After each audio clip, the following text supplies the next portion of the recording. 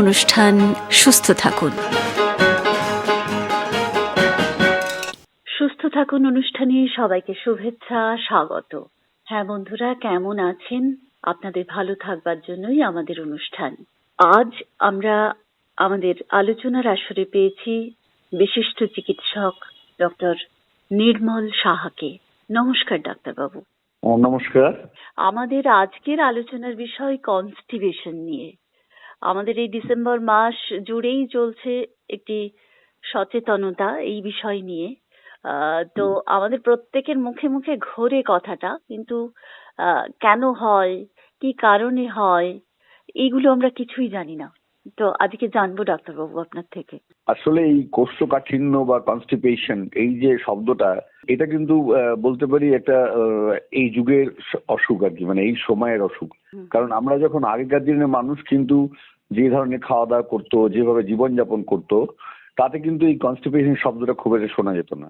এবং আপনি অবাক হবেন যে আগেকার দিনের আমাদের এই মুহূর্তে আমরা যা খাই আর যা পরিশ্রম করি এর মধ্যে বিস্তর ফারাক। ফলে আমাদের ক্যালোরি বার্ন হয় না এবং ক্যালোরিটা জমে যায়। এর ফলে আমাদের যেটা এখন এই মুহূর্তে যে রোগটা সব থেকে প্রকোপ, তাকে বলে মেটাবলিক ডিসঅর্ডার। মানে আমরা খাচ্ছি বেশি, খরচ করছি না, ফলে যে এনার্জি বা ক্যালোরিটা আমাদের জমে যাচ্ছে সেটাই আমাদের রোগের কারণ। এবং তার সঙ্গে এই যে কনস্টিপেশনের যে কথাটা বলছি, সেটা হচ্ছে আমাদের খাদ্যাভ্যাসটা পাল্টে গেছে। খাদ্যাভ্যাস পাল্টে গেছে মানে আমাদের এখন লাইফটাও পাল্টে গেছে। আগে আমরা যৌথ পরিবারের মধ্যে অনেকজন, অনেক বাড়িতে অনেক মহিলারা থাকতেন, অনেক বয়স্করা থাকতেন, তারা তরি তরকারি কুটতেন, তারা বাজার করতেন এবং এগুলো খুব সহজ স্বাভাবিক সহজলভ্য ছিল, মানে পেতাম আমরা সবকিছুকে। কিন্তু এখন সব দিক থেকে আটকে গেছে। এখন আমরা মলে গিয়ে বাজার করি, আমাদের রেডিমেড প্যাকেট ফুড নিয়ে আসি, প্যাকেটের মাংস নিয়ে আসি, প্যাকেটের মাছ নিয়ে আসি।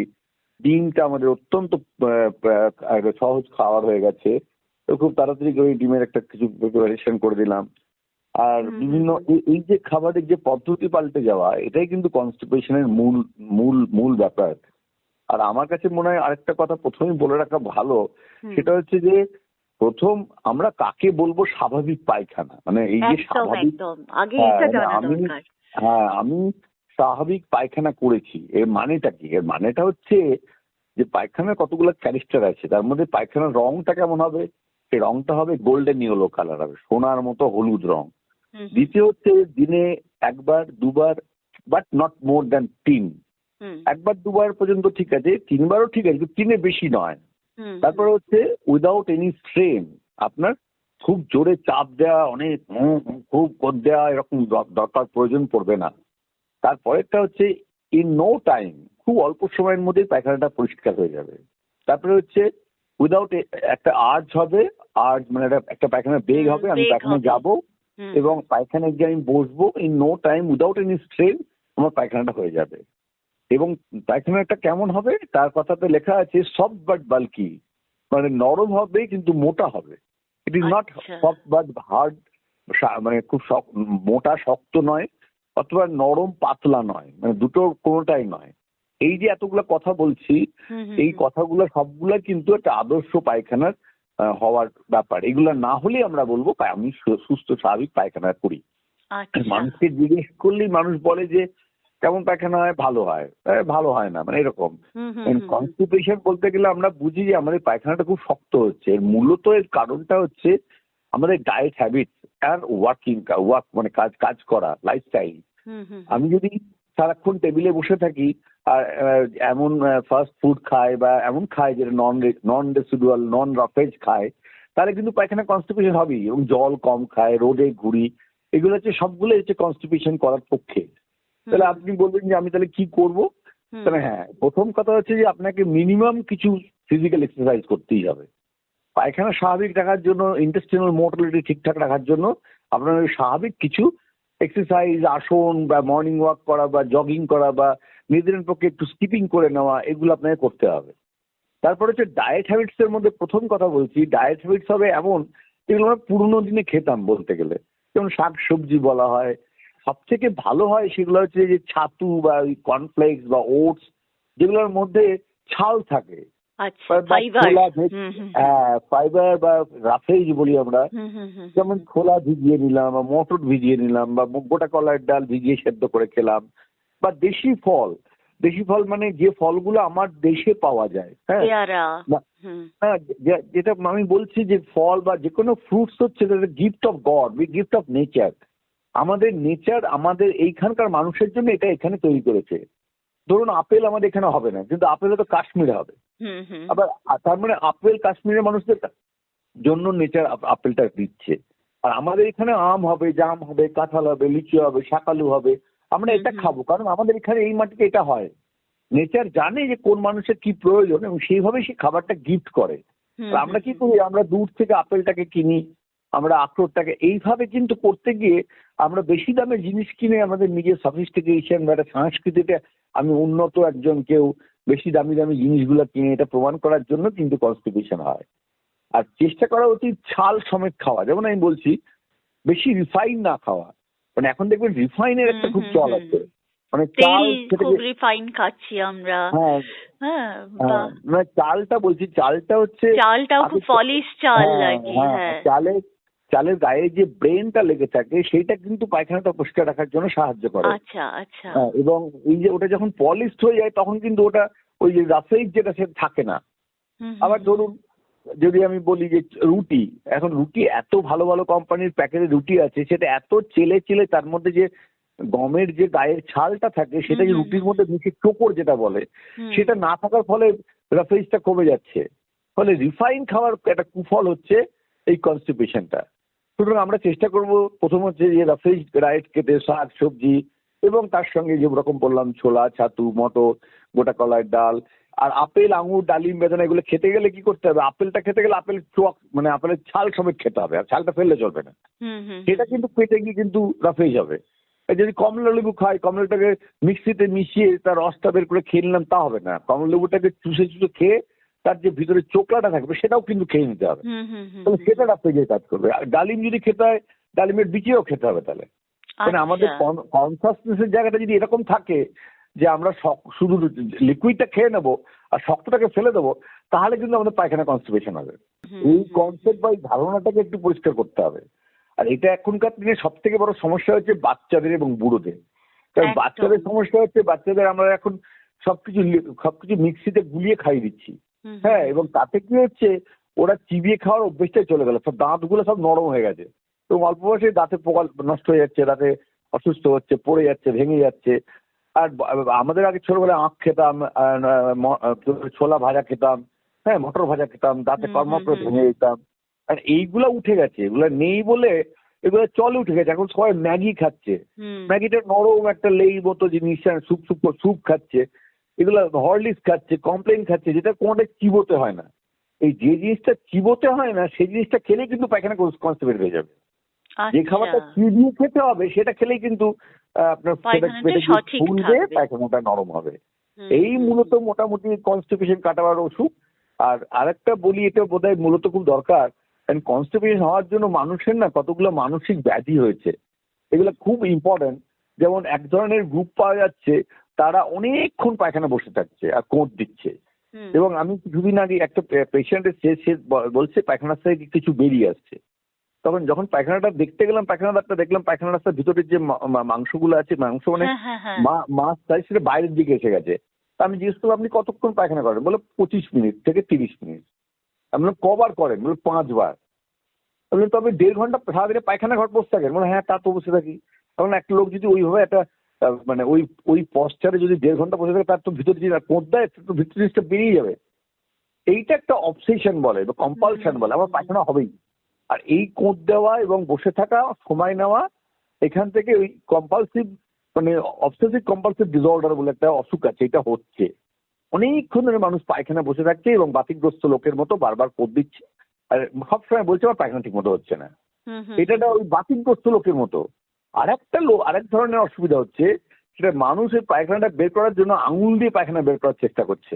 হুম হুম এবং হুম এটা গুড নাম্বার অফ পেশেন্টস আছে যারা পায়খানা তারা জানেই, তারা ধরেই নেয় যে পায়খানা বেরোবে না, এবং তারা পায়খানাতে ঢুকেই আস্তে আস্তে আঙুল দিয়ে পায়খানাটা বের করার চেষ্টা করে।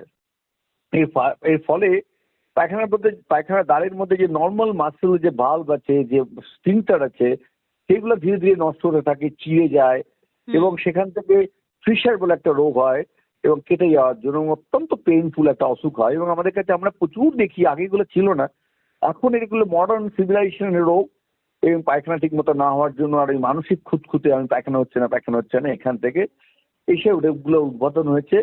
সুতরাং আমরা যদি এই কনস্টিপেশন এডুকেশন নিয়ে মানুষকে বারবার জাগ্রত করি, বারবার বলতে থাকি, তা আমার ধারণা যে মানুষ ঠিক করে পায়খানা করবে। একটা জিনিস লক্ষ্য করবেন, আগে মানুষ মাঠে পায়খানা করতো আর পুকুরে জল খেত, পুকুরে স্নান করতো। এখন মানুষ কিন্তু পাকা পায়খানা করছে, হ্যাঁ, আর ওই মিনারেল ওয়াটার খাচ্ছে বা পাইপে জল খাচ্ছে। মানে আমরা এগুলো সিভিলাইজেশন, আমরা মানুষকে ভালো করার জন্য, ওয়াটার বর্ন ডিজিজটাকে কমানোর জন্য, মশা মাছি থেকে অসুখটা কমানোর জন্য এই স্যানিটেশন ব্যবস্থা করেছি।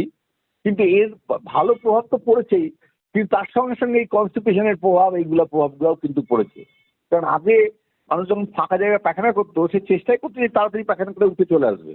কিন্তু এখন ঘেরা জায়গায় পায়খানা করতে গিয়ে সে অনেকক্ষণ পায়খানা করছে, এই পায়খানা ধরে আঙুল দিয়ে তাকে কেউ বাধা দিচ্ছে না। কিন্তু ফাঁকা জায়গায় পায়খানা করলে তার তো এই প্রবলেমগুলো করতে পারতো না।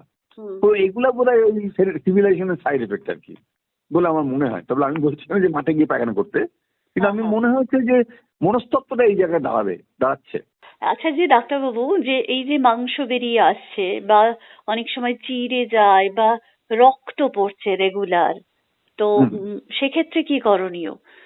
না, এটা পরিষ্কার, এই পায়খানা রাস্তায় অসুখগুলোর মধ্যে অনেকগুলো ভাগ রয়েছে। শক্ত পায়খানার জন্য পায়খানার রাস্তা কেটে গিয়ে পায়খানা রাস্তায় প্রচন্ড ব্যথা এবং রক্ত পড়ে, একে আমরা বলি মানে ব্যথা এবং রক্ত পড়া। আচ্ছা, এইটাকে আমরা কিন্তু এক কথায় ফিশার বলি। আচ্ছা, হ্যাঁ, রক্ত পড়বে এবং ব্যথা হবে, পায়খানা করতে গেলেই ব্যথা হবে, রক্ত পড়বে, এত ব্যথা হবে যে আর পরে পায়খানাটা বেরোবে না। এমন অনেককে বলতে শুনেছি যে নরম পায়খানাতেও তার রক্ত। না, প্রথম শুরুটা হবে সেই শক্ত পায়খানা দিয়ে, আচ্ছা, তারপরে ঘাটা হয়ে যাওয়ার পরে নরম পায়খানা হলে রক্ত পড়বে, কারণ পায়খানাটা তো ঘাটা হয়ে আছে। আচ্ছা, আর দ্বিতীয় যে ব্যবস্থাটা সেটাকে বলে পেনলেস ব্লিডিং, মানে পায়খানা হচ্ছে, পায়খানাটা হয়ে যাওয়ার শেষ হয়ে যাচ্ছে, তারপরে একটা গ্লাস অফ ব্লিডিং বেশি পায়খানার প্যানে পড়ছে, তারপর আবার বন্ধ হয়ে যাচ্ছে, কিন্তু ব্যথা নেই। এটাকে আমরা সাধারণত বলি পাইলস বা অর্শ বলি। এই দুটোর মধ্যে পার্থক্য, ফিশারের মধ্যে পার্থক্য হচ্ছে, এবং মানে ফিশার হচ্ছে পেনফুল ব্লিডিং আর পাইলস হচ্ছে পেনলেস ব্লিডিং। এই দুটো গ্রসলি ডিফারেন্স আছে, কিন্তু অনেক ভ্যারাইটি অফ অসুখ আছে। যেমন ধরুন, একটা পায়খানা রাস্তায় ব্যথা হচ্ছে, পায়খানা করতে পারছে না, পায়খানা আটকে গেছে, সেটাকে আমরা বলি মানে হয়তো অ্যাবসেস হয়ে গেছে, পায়খানা রাস্তাটা ফোড়া হয়েছে। তখন তো সে একইভাবে সে ব্যথা পাবে এবং পায়খানা হবে না। ফোড়া হওয়াটাও একটা রোগ। পায়খানা রাস্তা ক্যান্সার হওয়ার ব্যাপারে একটু বলে রাখা ভালো। যে পায়খানা রাস্তায় যদি ক্যান্সার হয়, তাহলে সাধারণত কি হয়, একটা মানে ব্লাডি মিউকাস ডায়রিয়া হয়, মানে রক্ত মিশ্রিত একটু আমাশা পায়খানা হয়, মানে মিউকাস থাকে। এবং এই রক্ত মিশ্রিত পায়খানাটা ও দেখে মনে হবে যে আমার রক্ত আমাশা হয়েছে। কিন্তু এই অদ্ভুত একটা ক্যারেক্টার, পায়খানা করে এসে মনে হবে যে আমার পায়খানাটা ঠিক মতো হলো না, মানে আমার আরেকটু পায়খানা হলে ভালো হতো। এই যে পায়খানাটা ঠিক মতো হলো না, আরেকটু পায়খানা হলে ভালো হতো, আর তার সঙ্গে একটু রক্ত মিশ্রিত আম পড়ছে, এই যদি কম্বিনেশন হয়, তাহলে কিন্তু ডাক্তারবাবুর সঙ্গে যোগাযোগ করে আপনাকে পায়খানা রাস্তায় আঙুল দিয়ে দেখতে হবে যে ওর মধ্যে কোনো খারাপ কিছু আছে কিনা, ক্যান্সার বা অন্য কিছু অসুবিধা আছে কিনা। আচ্ছা ডাক্তারবাবু, অনেকে বলতে শুনেছি যে এই কষা পায়খানাটা একটা ধাত শরীরের। এটা যদি ওই খাবারগুলোর কথা বললেন যে এই খাবারগুলো খেলেও নাকি এক একজনের কষা পায়খানা হয়, এটা কি ঠিক? না, বলছি সাধারণত আমরা দেখেছি এনিম্যাল প্রোটিন যেগুলো আছে, যেমন মাংস, বড় মাছ, যেগুলো এনিম্যাল প্রোটিন বলি, হ্যাঁ, সেগুলোতে যেহেতু এনিম্যাল প্রোটিনটা মানে রেসিডু, এনিম্যাল প্রোটিন শরীরের মধ্যে ঢুকলেও কোনো রেসিডু নেই, সবটাই অ্যাবজর্ব হয়ে যাবে, মেটাবলিক হয়ে যাবে, কিন্তু রাফেজ নেই ওর মধ্যে। কিন্তু ভেজিটেবলের মধ্যে রাফেজ থাকে, ডালের মধ্যে রাফেজ থাকে, ডালের ছালটার মধ্যে রাফেজ থাকে বা ফাইবার্স থাকে। যেহেতু এনিম্যাল প্রোটিনে কোনো রাফেজ নেই, সেহেতু সেটা কোনো মানে অবশেষ কিছু থাকে না, তারপরে পায়খানা কষে যায়। সুতরাং আমরা বলবো যে আপনার এনিম্যাল প্রোটিনটাকে একটু অ্যাভয়েড করুন, এইভাবে বলবো। কিন্তু এইটা কিছু মানুষের ধাত ব্যাপারটার সঙ্গে বাতিক শব্দটা একটু জোর লাগাতে হয়, বুঝলেন তো? কিছু মানুষ আছেন, আমি যদি বলি পেয়ারা খাবেন, পেয়ারা খেলে আমার পায়খানা কষে যায়, এটা ওই বাতিক টাইপের, মানে ও ধরেই নিয়ে যে পেয়ারা খেলে পায়খানা কষে যাবে, মানে এইগুলাকে আর কারেক্টেবল ঠিক আছে বাদ দিয়ে যেটা ভালো ভালো বোঝেন সেটা খান। আপনি ঠিক করুন আপনার কোনটা খেলে ভালো হবে, মানে এরকম। আমি বলছি তো কিছু না, শুধু মুসুরির ডাল সেদ্ধ খেলে সকালবেলা দেখবেন আপনি সরস্বতী পুজোর সময় যে মুসুরির ডাল সেদ্ধ খাওয়া হয়, কলাইয়ের ডাল সেদ্ধ, পায়খানা কলাই সেদ্ধ, হ্যাঁ, তা এইটা সাধারণ একদিনের ব্যাপার থাকে। তা কলাই সেদ্ধ খেলে যদি পায়খানা ভালো হয় তার মধ্যে কি দেওয়া থাকে আপনার, বেগুন দেওয়া থাকে, কিছু সব তরকারি টরকারি দেওয়া থাকে। তা আমি সাধারণ ওই একটা দিন কলাই সেদ্ধ খেয়ে যদি সকালবেলা পরের দিন ভালো পায়খানা হয়, তাহলে পায়খানা করার জন্য এত কি কসরত করতে হবে আমাকে? ওই খাবারটাকে একটু ঘুরিয়ে ফিরিয়ে রোজ খেতে হবে। আর একটা কথা আমি ব্যবহার করে বলছি, পরিশ্রম না করলে পায়খানা কষে যাবে। আপনি সারাদিন বসে থাকবেন কম্পিউটারের সামনে মোবাইল নিয়ে, আর আপনার সুন্দর পায়খানা হবে, এটা আশা করা ঠিক হবে না। এটা আপনার অসুখকে ইনভাইট করা হবে এবং এর জন্য আপনি কনস্টিপেশন অসুখে কষ্ট পাবেন। সুতরাং কাজ করুন, পরিশ্রম করুন, খাবারের টাইপটা চেঞ্জ করুন। যেহেতু বাড়িতে এক ধরনের খাবার হয়, সুতরাং সব বাড়িতে এক একটা বাড়িতে সবাই কনস্টিপেশন হয়। আর এগুলো বললাম না বাতিক টাইপের, কিছু কিছু মানুষ আছে বলে যায় যে আমি পায়খানা আমার কথা, আমার জীবনে পায়খানা ঠিক করো না। কেউ কেউ বলে যায় আমার জীবনে আমার সাথে ঠিক করো না। এগুলো শুনতে হয় এবং শুনে সেই প্রয়োজন মতো পরামর্শ দিতে হয়। কিন্তু মানুষকে সাধারণ আগেকার মানুষরা যেভাবে জীবনযাপন করতো, আগেকার মানুষরা যেভাবে খাওয়া দাওয়া করতো, সেভাবে করলে আমাদের শরীর সুস্থ থাকবে।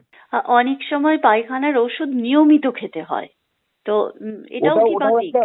বাতিক না, ওটা কি আপনার তো ধরুন আপনি একটা একটা একটা একটা জিনিসকে না আপনি মানে কি বলবো, আপনি একটা হেল্প করছেন। ধরুন একটা বাচ্চাকে রোজ খাবার খাইয়ে দিচ্ছেন, তাহলে রোজ খাবার খাওয়াতে থাকেন, বাচ্চা যখন বুড়ো হয়ে যাবে তখন ওকে খাওয়া, মানে এবার বাচ্চাটা বলে আমি খেতে পারি না, এমনি যদি সে পায়খানা নরম করার ওষুধ খায় তাহলে তার অ্যাডিকশন এসে যাবে, এবং তাহলে ওষুধটা খাবে না, তো ও তো কন্ডিশনিং হয়ে গেছে যে আমি ওষুধটা না খেলে পায়খানা হবে না।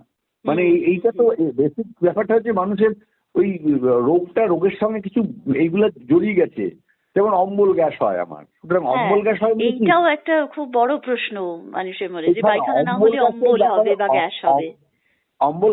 অম্বল গ্যাসের সঙ্গে এই কনস্টিপেশন হওয়ার একটা বিরাট সম্পর্ক রয়েছে। ব্যাপারটা কি হয়, যখনই মানুষটা বললো অম্বল গ্যাস হয়, সে নিশ্চিতভাবে সকালবেলা উঠে একটা অম্বল গ্যাসের ওষুধ খেয়ে নেয়, এবং অম্বল গ্যাসের ওষুধ যেটা সেটা হচ্ছে অম্বলটাকে বন্ধ করে দেয়। আর অম্বলটা হচ্ছে হজম করার জন্য একটা মানে অত্যন্ত প্রয়োজনীয় একটা খাদ্যরস। আপনি সকালবেলা উঠে কি করলেন, আপনার অম্বলটা বন্ধ করে দিলেন, সারাদিন ধরে যেটা খেলেন সেটা আর হজম হলো না, অটোমেটিকলি আপনার পায়খানাটা কষে গেল, পায়খানা হতে চাইছে না, কনস্টিপেশন হয়ে গেল। আসল কারণটা হলো অম্বল গ্যাসের ওষুধটা খাওয়া, কিন্তু আপনি দায়ী করলেন গিয়ে কনস্টিপেশনটাকে। আর অম্বল গ্যাস বলে এখনো পর্যন্ত পৃথিবীতে কোনো রোগ নেই, কারণ অম্বল আর গ্যাস মাপার যন্ত্র বেরোয়নি পৃথিবীতে।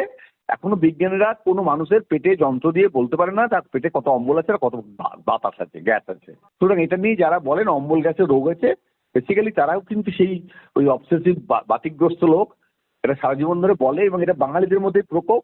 এটা অন্য কোনো প্রভিন্সে বা পৃথিবীর অন্য কোনো জায়গাতে এই রোগ নিয়ে মানুষ মাথা খারাপ করে না এবং ওষুধও খায় না। নিয়মিত ঘুম থেকে ওঠা বা হাঁটা এগুলোর সঙ্গে আমাদের এই অসুখটা একটা সংস্কৃতির মতো হয়ে গেছে। মানে আমি ডাক্তার দেখাবো, ওষুধ খাবো, আমি বিদেশে যাব, বাইরে যাব, ব্যাঙ্গালোরে যাব, সাংস্কৃতিক পর্যায়ে। আর আমরা হচ্ছে সেই টেনিদার সময়কার সেই আমাশা কি বলে পিলে রোগ, মেট্রোজিন, র্যামিপিরিন এর জাতি হয়ে গেছি বাঙালি জাতিটা। সুতরাং এর থেকে বেরিয়ে আসতে না পারলে কনস্টিপেশন ছাড়বে না। তো ডাক্তারবাবু, আমাদের শ্রোতা বন্ধুদের জন্য একটুখানি সচেতন করে দেওয়া আর কি, সবটাই আলোচনা হলো, আবার শেষে যে কথাগুলো বেশি করে মনে রাখবে। নিশ্চয়ই, আমার তো কিছুই না, আমার মনে হয় শরীরটা নিজের ঢঙে চলে। আপনি করোনার সময় দেখেছেন মানুষকে অসুস্থ হতে, কত কনস্টিপেশনের রোগী পেয়েছেন? করোনায় তো প্রমাণ করে দিয়েছে যে আমাদের বাতিকগ্রস্ত রোগীর সংখ্যা প্রায় 60 থেকে 70 সংখ্যা রোগী বাতিকগ্রস্ত, এবং তারা অকারণে ওষুধ খায়, অকারণে খাওয়া দাওয়া রেস্ট্রিকশন করে, কাজকর্ম করে না, বেশি খায়, বসে থাকে, তাই জন্য রোগাগ্রস্ত হয়ে পড়ে। এইগুলোর থেকে বেরিয়ে আসতে না পারলে বাঙালি জাত থেকে বাঁচানো যাবে না এই রোগ থেকে। ঠিক আছে, আজকের মতো এইটুকুই। হ্যাঁ, নমস্কার। এতক্ষণ আমরা আলোচনায় ছিলাম, আমাদের সঙ্গে আলোচনায় অংশগ্রহণ করলেন বিশিষ্ট চিকিৎসক ডক্টর নির্মল সাহা। আমরা আলোচনা করলাম কোষ্ঠকাঠিন্য বা কনস্টিপেশন নিয়ে। এতক্ষণ আপনাদের সঙ্গে ছিলাম আমি সুমনা মণ্ডল। অনুষ্ঠানটি সম্পাদনা করলেন উজ্জ্বল বন্ধু, প্রযোজনা আকাশবাণী মুর্শিদাবাদ।